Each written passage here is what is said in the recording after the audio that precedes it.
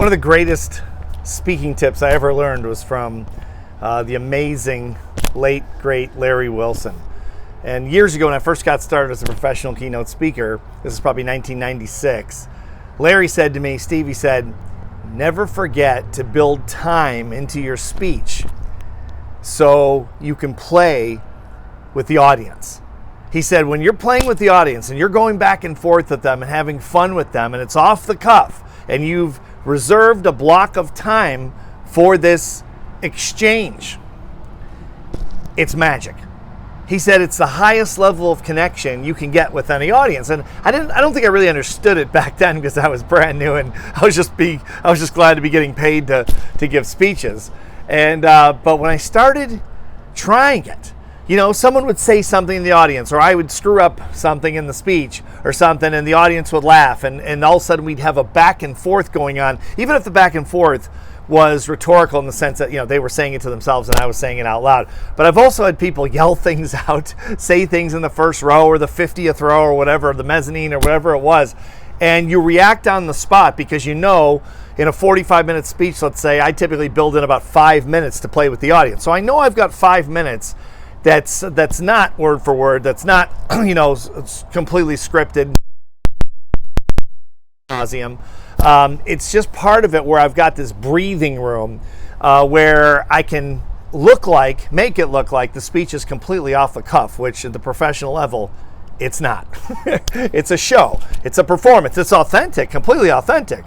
But make no mistake, when you're getting paid $25,000 an hour to do something, it's a show. It has to be a show. It has to be performed. It has to be rehearsed. It has to be choreographed. Everything has to be looked at. If you're a celebrity, you can go up there and wing it. We don't wing it in the non-celebrity category because we have to be good every single time we get on that platform, or we don't get paid, or we won't go back and work at that convention again the next year or the following year. So just reserve some time to show them your personality, to play with them, to have a back and forth exchange. I love to kind of get goofy with the audience and show them that side of my personality because it's fun. And I'm talking about mental toughness. It depends on your topic, but some of us have serious topics where you're hitting the audience in certain ways, and it's fun to have them lighten up a little bit. And the way I do it is I just use self-deprecating humor.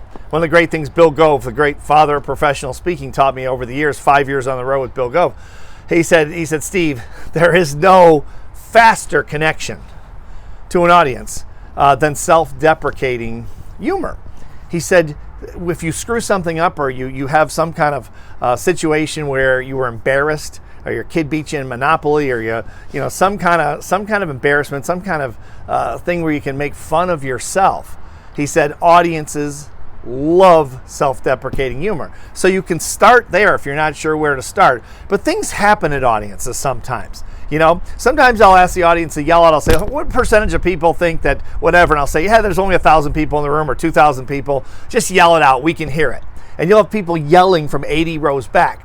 And it's just, it makes it look like the whole speech is completely off the cuff, which, you know, again, it's not. But then I'll say, you know, can someone tell me what was said? I couldn't hear that. Then all of a sudden the audience is involved. And then if it's funny, you can play on it being funny. And remember, when you're having fun with an audience, it's not something they typically expect. Remember, they expect that in a comedy club. They expect it in a Broadway show. Okay, they expect it, in all the great theater districts in the world where it's a show in Vegas or something like that. But they don't expect it in a speech.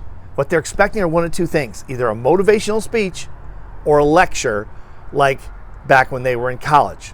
That's really what people expect. So when you're playing with them and it looks off the cuff and you're going back and forth using self-deprecating humor and you're being silly and you're being goofy and you're showing them different aspects, especially the lighter aspects in this particular example, of your personality, and connection begins to occur faster than anything I've ever seen in 25 years of doing this for a living around the world. It's amazing. So reserve 4 or 5 minutes in a 45-minute speech, or maybe 3 minutes, depending on what you're comfortable with. Make sure the rest of your speech is completely timed out. Make sure you're over-rehearsed so you can be free with this time and be creative.